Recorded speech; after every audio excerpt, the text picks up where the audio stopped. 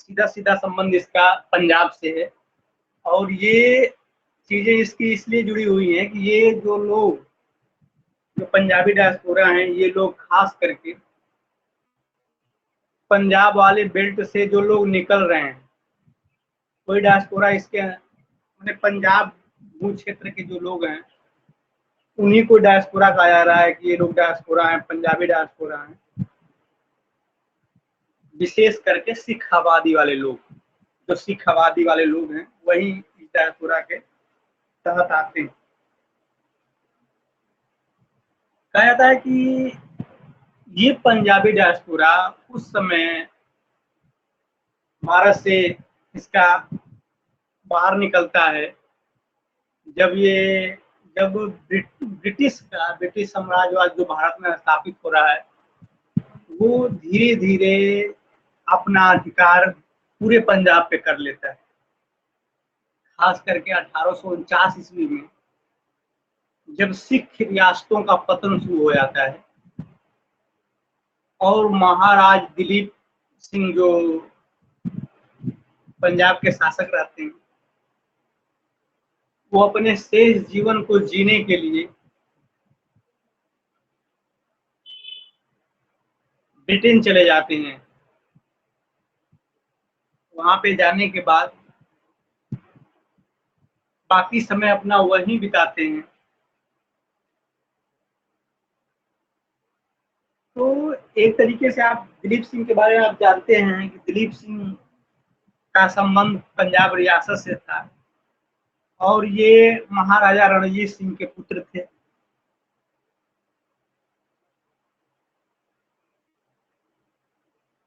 और इनके बसने के बाद 1857 में अंग्रेजों ने सिख को एक जुझारू नस्ल माने एक लड़ाकू नस्ल के रूप में इसको पहचान दी। और खास करके जो जट सिख थे उनको बड़ी संख्या में जो ब्रिटेन की भारतीय फौज थी उसमें उनको जगह दी, यानी भर्ती की।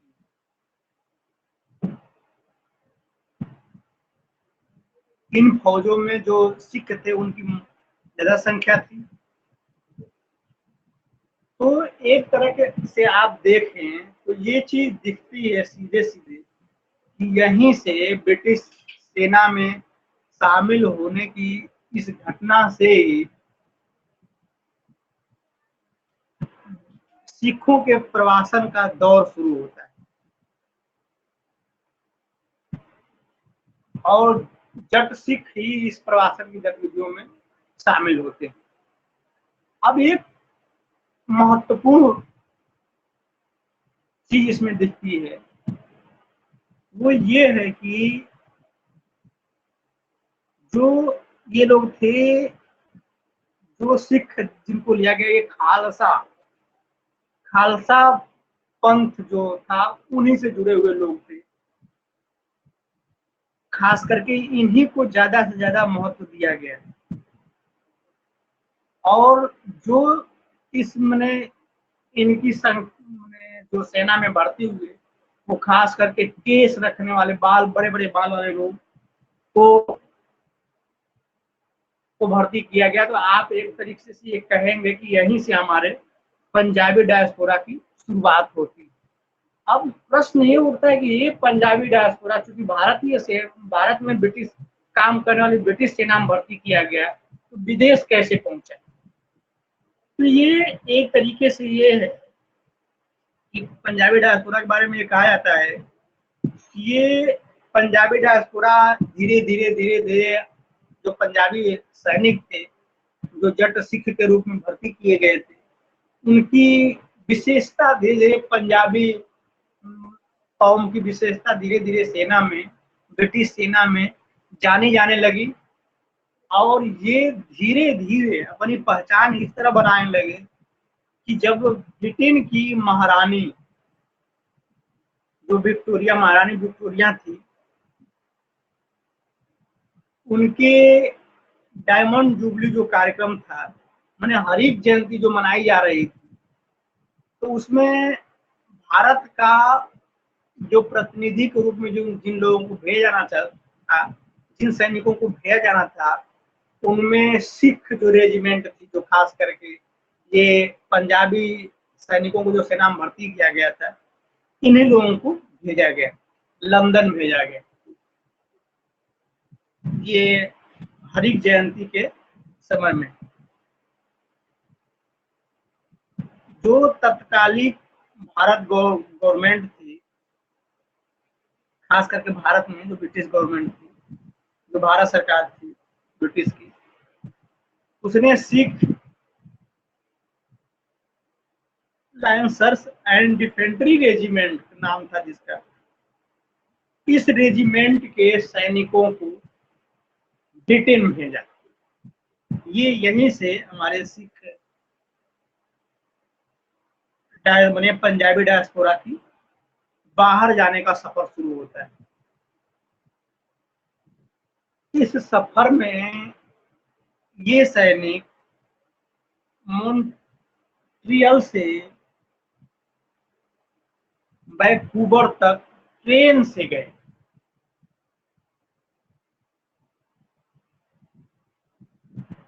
इन मैंने मॉन्ट्रियल से वैंकूवर तक की यात्रा इनको ट्रेन से कराई गई, चूंकि पंजाबी डायस्पोरा के बारे में ये भी कहा जाता है कि पंजाबी डायस्पोरा अपने हरियाली, खेती बाड़ी, तमाम चीजों से जुड़ा हुआ है, इसको बहुत प्रेम है। तो ये जो दस्ते थे, जो सैनिकों का दस्ता था, ट्रेनों में से ब्रिटेन की हरियाली को, पेड़ पौधों को, जगह जमीनों को और पहाड़ों को देख के बहुत आकर्षित हो रहा था। वहाँ की खूबसूरती को देख के उसके मन में वहां बसने की इच्छा जाहिर हो रही। वहाँ की नदियां, वहाँ के झरने, वहाँ की खूबसूरती इनको अपनी तरफ खींच रही थी। और हुआ यही कि जब ये हरिक जयंती बीता और ये कहा गया कि जो सिख लोग वापस जाना चाहते हैं इस रेजिमेंट के, वो वापस जा सकते हैं, जो ब्रिटेन में रहना चाहते हैं वो रह सकते हैं। तो बहुत सारे, अधिकांश जो उस रेजिमेंट के सैनिक थे, वो भारत आना पसंद नहीं किए और वहीं पे रहना शुरू कर दिए।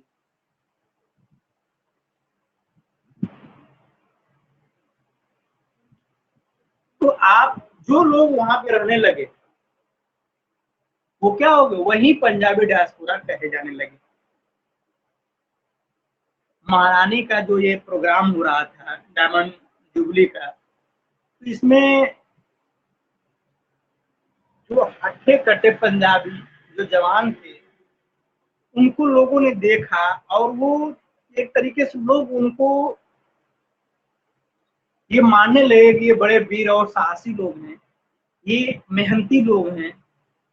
और जब ये लोग वहां पे बस गए तो एक चीज इनके मन में था कि कुछ लोग जो बस गए वहां, तो वहां की सरजमी में अपना विकास में काम करने लगे और वहां अपनी जीवन यापन जो था उसको चलाने लगे। लेकिन जो लोग वापस आ गए थे भारत, कहीं ना कहीं वो भी इस बात से वो प्रेरित हो रहे थे कि ब्रिटेन एक ऐसी जगह है जहाँ पे बसने लायक है और हम लोगों को भी बस जाना चाहिए। यानी इनके मन के अंदर भी ये भावना जग रही थी कि हमें ब्रिटेन में बसना चाहिए था। और जब ये लोग भारत आए तो इन्होंने भारत से ब्रिटेन जाने को ठान लिया कि हमें जाना है। तो ब्रिटेन, चूंकि पंजाबी डायस्पोरा अब वहां पे धीरे धीरे बसने लगा था और छोटे छोटे समूहों में पंजाब के लोग ब्रिटेन भी जाने लगे थे और वहां पे पंजाबी डायस्पोरा को उस परेड समारोह में इनका परिचय भी वहां के लोगों से हो चुका था, लोग इनको जानने लगे थे। तो इनको आसानी से अब ब्रिटेन में काम मिलने लगा। जो लोग भी पंजाब से जाते थे उनको ब्रिटेन में बसने की और काम करने की छूट मिल रही थी। खास करके इनको फौज में शारीरिक बनावट के अनुसार इनको काम मिल रहा था। फौज में मिल रहा था काम, लकड़ी के मिलों में काम मिल रहा था, रेलवे लाइन बिछाने के लिए काम मिल जा रहा था, इमारतें को बनाने के लिए मजदूर के रूप में काम मिल रहा था, फल तोड़ने वालों के रूप में काम मिल रहा था, डेयरी फार्म में काम मिल जा रहा था और मजदूर के रूप में जगह जगह पर काम करने के इनको स्थान आसानी से मिल जा रहा था। तो एक तरह से पंजाबी डायस्पोराओं के लिए, जो पंजाबी लोग थे उनको ब्रिटेन में जाने के बाद अब काम मिलने लगा। अब सवाल ये था कि जो जो सैनिक थे और जो सैनिक के बाद जो लोग जा रहे थे उनका जीवन क्या था, कैसे हो रहा है। तो शुरुआत में ये चीज देखी जा रही है कि जो लोग शुरुआती दौर में ब्रिटेन में जा रहे हैं और वहां बस रहे हैं तो उनका जीवन बेहद मुश्किलों में रह रहा है। लेकिन वो जो अब तक का डायस्पोरा जो अन्य क्षेत्रों में जा रहा था उनसे अच्छी स्थिति में ये रह रहे हैं, क्योंकि ये लोग एक कमरे में 5 से 7 पंजाबी डायस्पोरा रह रहा है, लेकिन उनकी स्थिति वहां से उन लोगों से बेहतर है। ये अच्छा पैसा बचा ले रहे हैं और गिरमिट जो मजदूर गए थे वो गिरमिट मजदूरों से इनकी स्थिति इसलिए काफी सुदृढ़ है कि इनको किसी भी एग्रीमेंट का सामना नहीं करना पड़ रहा था, जैसे कि मॉरिशस, दक्षिण अफ्रीका, फिजी, तमाम ऐसे उपनिवेशों में भारतीयों के साथ हो रहा था।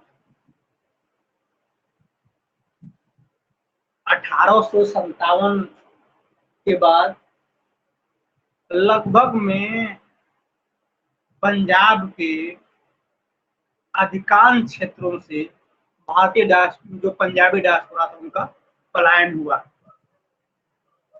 रावलपिंडी, शेखपुर, झेलम, मुल्तान, सरगोजा, अमृतसर, लुधियाना, लाहौर आदि से लोग ब्रिटेन की तरफ पलायन करने लगे।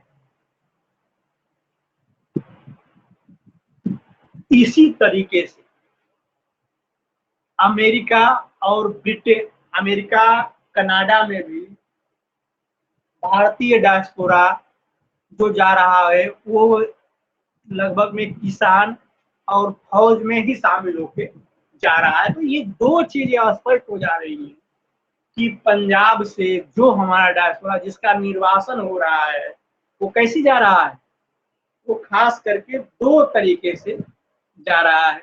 एक तो किसानी का काम करने के लिए, दूसरा मिलिट्री में यानी फौज में अपनी सेवा देने के लिए। तो फौज में जो सेवा देने के लिए जो हमारे डायस्पोरा जा रहे हैं वो जहां जहां अंग्रेजी उपनिवेश था वहां वहां उनको दिया जा रहा है। जैसे खास करके इनको Malaya, Thailand, Burma, Singapore, Hong Kong, Shanghai आदि जगहों में इनको सैनिकों के रूप में भेजा गया, जहां पे जाके बसे और रहने लगे, तमाम इनका वो करने लगे। और ज्यादा से ज्यादा जो लोग गए इनको चौकीदार की नौकरी भी वहां पे आसानी से इनको मिल जा रही थी। तो ये डायस्पोरा निकल रहा था, या तो किसानी कर ले रहा था, वहां पे किसानी का भी काम कर रहा था, चौकीदारी का भी काम कर रहा था, और जो फौज के लायक थे वो फौज में भी काम कर ले रहे थे।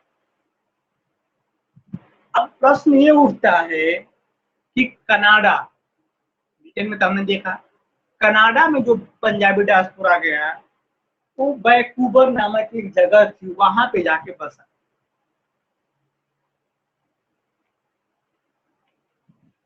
ब्रिटेन में तो हमारा, ब्रिटेन के बारे में हम बता चुके हैं कि ब्रिटेन में जाकर डायस्पोरा बचा, लेकिन 1907 तक, 1857 के बाद से जाना शुरू हुआ और 1907 तक इनको ना नागरिकता का अधिकार मिला था और ना ही वोट देने का कोई अधिकार। 1907 के बाद इनको अधिकार मिलते हैं वहां पे, जो भी नागरिकता का अधिकार है उस तहत इनको कुछ अधिकार मिलते हैं। लेकिन जब ये कनाडा में जा रहे हैं तो वैंकूवर में जाके बसते हैं और बसने के बाद शुरुआती के 2 दशकों तक इनका जीवन बड़ा ही संघर्षमय का जीवन, संघर्ष का जीवन रह रहा है। ये चीज देखने को मिल रही है। जैसे ब्रिटिश कोलंबिया प्रांत में, जो ब्रिटिश का कोलंबिया प्रांत था, उसमें अधिकांश एशिया के लोग जो गए थे तो वो लकड़ी का काम करते थे व्यापक पैमाने। तो जो पंजाबी डायस्पोरा भी गया तो इनको भी वहां पे ये काम आसानी से मिल गया और इनको नौकरी मिल गई। इसके अलावा फ्रेजर घाटी नामक एक जगह थी, वहां पे खेती का काम चल रहा था और वहां पे इनको मजदूरी का काम मिल गया। तो इस प्रकार से हम देख रहे हैं कि कनाडा में जो भारतीय डायस्पोरा है, पंजाबी डायस्पोरा है, उसका धीरे धीरे अब विकास होना शुरू होता है।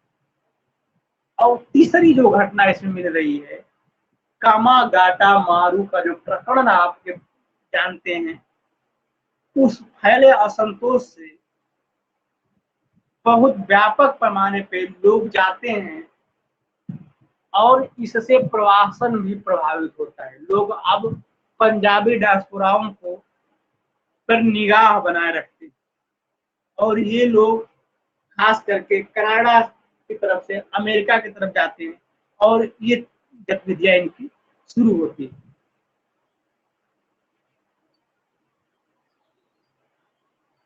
और एक तरीके से इस घटना ने कनाडा में रह रहे, अमेरिका में रह रहे जो पंजाबी लोग थे उनको आजादी के लिए भी काफी मात्रा में उनको प्रभावित किया, आजादी के लिए। और ये चीज और देखने को मिल रहा है कि जब ये कामागाटा मारू प्रकरण हुआ, इसके बाद बहुत से लोग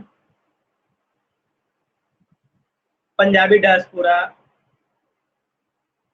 अंग्रेजों के व्यवहार के चलते, जो वहां के अंग्रेज थे उनके व्यवहार के चलते इंपीरियल वैली और जो रीवा सिटी में जो डायस्पोरा थे वो आके बस गए और इनमें ज्यादातर फौजी और किसान ही शामिल थे। बाद में उनके दोस्त रिश्तेदार भी इस प्रवासन के गतिविधियों में शामिल हो गए और युवा सिटी जो आज पंजाबी डायस्पोराओं के लिए सबसे महत्वपूर्ण जगह बन गई है।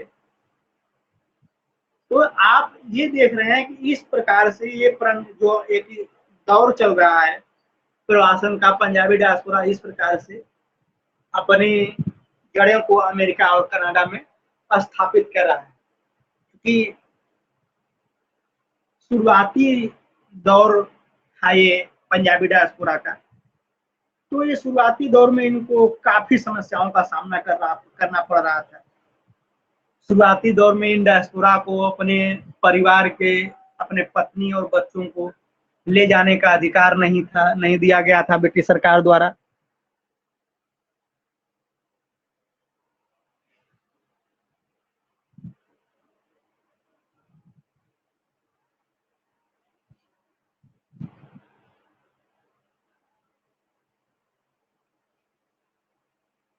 तो एक एक घटना इस समय एक परिवर्तन देखने को मिल रहा है कि जो इंपीरियल वैली जो समझो अमेरिका का था, वहां पे रहने वाले पंजाबी डायस्पोराओं ने वहां की महिलाओं से विवाह करना शुरू कर दिया। ये अमेरिका में घटने वाली एक पंजाबी डायस्पोरा के लिए एक महत्वपूर्ण घटना थी और अमेरिका के कैलिफोर्निया क्षेत्र में, जैसे मैक्सिको और उसके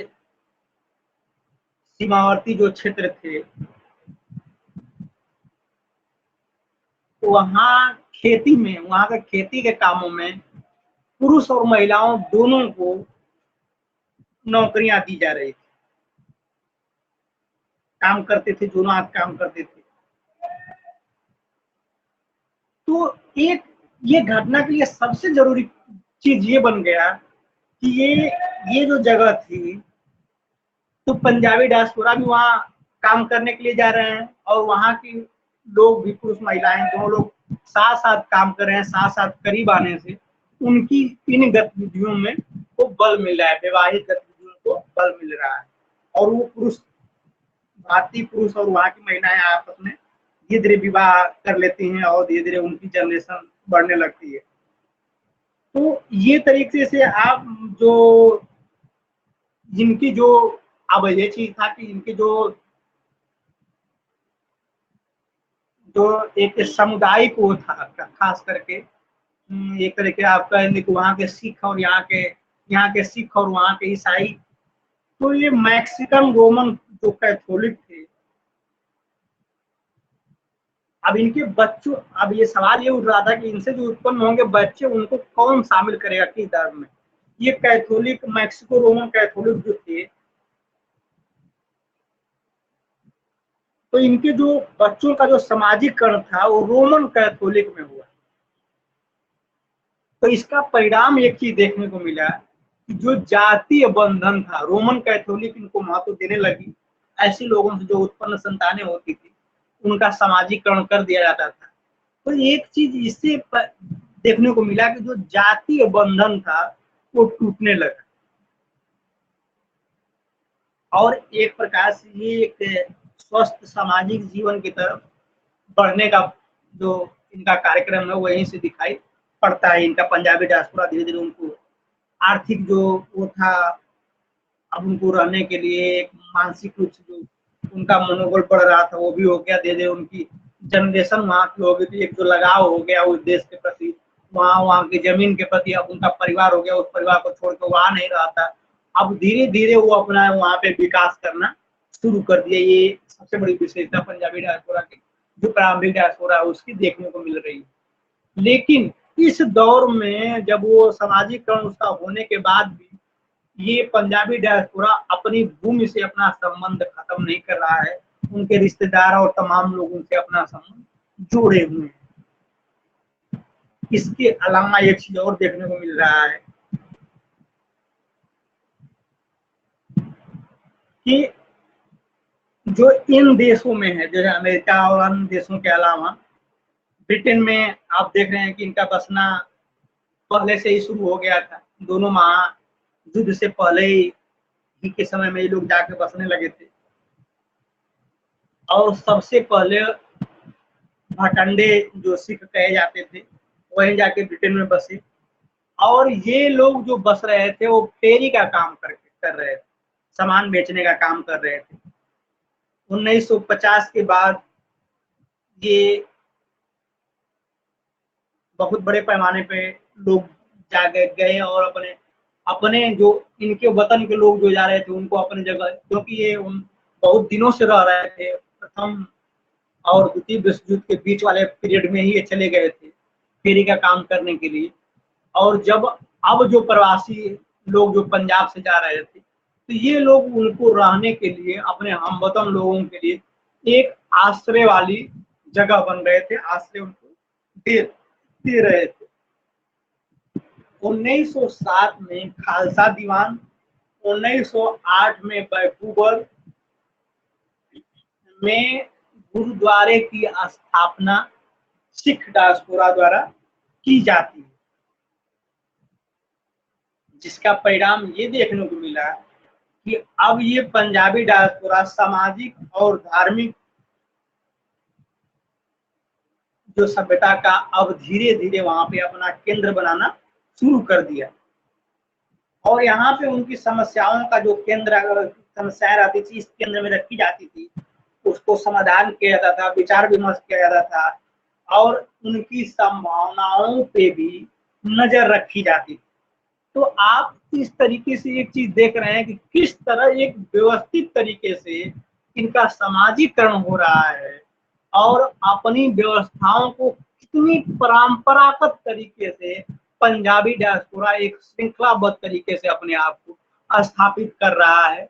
और धार्मिक जो स्थापना आप कहते हैं कि इनका धार्मिक स्थापना का कहीं ना कहीं इन्वॉल्व पंजाबी डायस्पोरा पर दिख रहा है।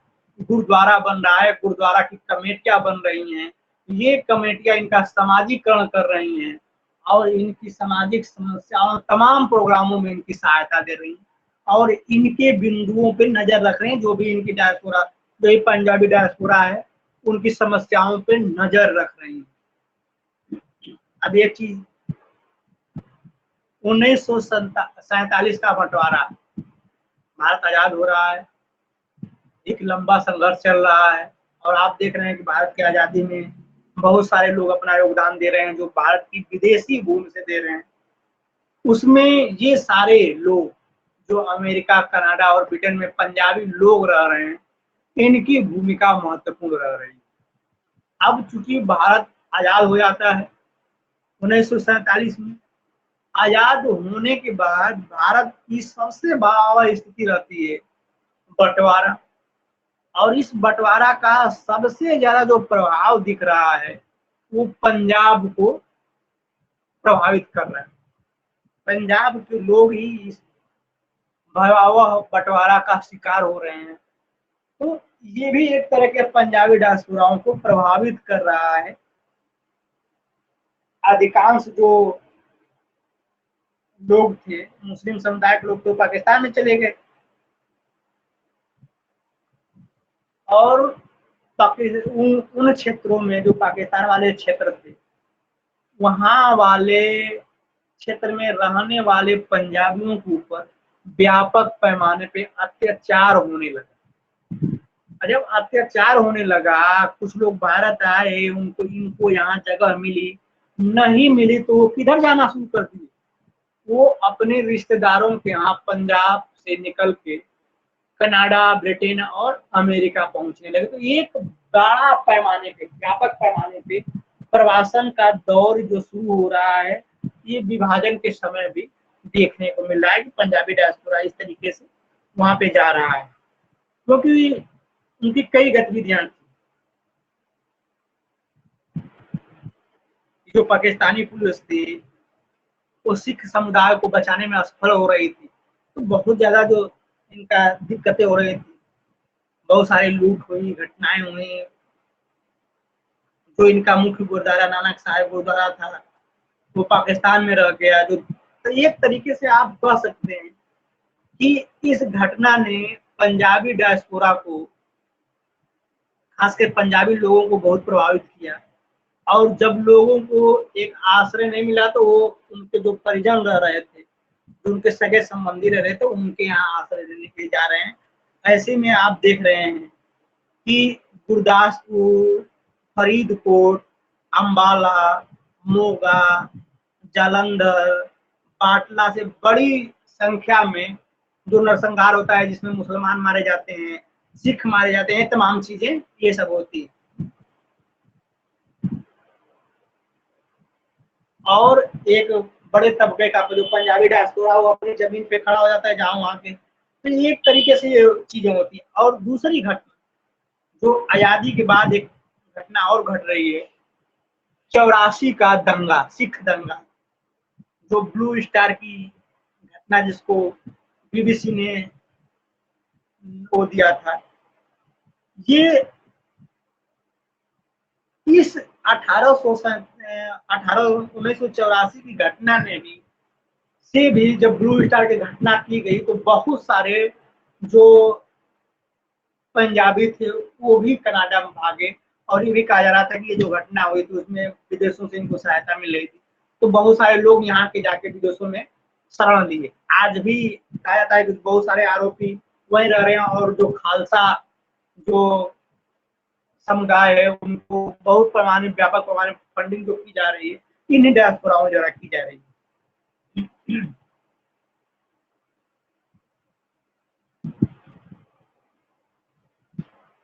इसी तरीके से एक घटना घटी 1971 वाली, वो भी, उससे भी पंजाबी डायस्पोरा जो वो रह रहे हैं, जब बांग्लादेश का विभाजन हो रहा है तो बहुत सारे पंजाबी लोग निकल के उधर जा रहे हैं। तो ये कई दूसरा चीज ये था कि खालिस्तान की जो मांग थी, खालिस्तान की मांग करने वाले लोगों का जब दमन किया जाने लगा, भारतीय सरकार द्वारा जब उनको वो होने लगा, तो ये लोग भी उस तरफ की तरफ अपना वो करते हैं। तो इस तरीके से आप ये देख रहे हैं, जो हमारा डायस्पोरा है, पंजाबी डायस्पोरा का निर्वसन इस तरीके से हो रहा है। आज के समय में आप देखेंगे तो जो पंजाबी समाज है वो इंटरनेशनल सिख यूथ फेडरेशन का गठन किया हुआ है विदेशों में। बब्बर खालसा, खालिस्तान परिषद, ऐसे कई संगठन हैं जो आजकल सिखों को मजबूत करने के लिए काम कर रहा है। इनको पैसा उपलब्ध कराता है, तमाम चीजें इनको देती है। ये तमाम चीजें एक तरीके से आप और भी देख सकते हैं कि एक तरह से जो पंजाब है, पंजाब के जो लोग हैं वो आर्थिक रूप से भी बहुत सुदृढ़ हैं, और ये तमाम चीजें हैं। इसी तरह इटली सिखों के लिए कहा जाता है कि सिखों का जब पलायन का दौर शुरू हो रहा था, तो इटली भी सिखों के लिए पलायन के लिए महत्वपूर्ण जगह थी। इटली में भी, इटली जो पंजाबी प्रवासी हैं वहाँ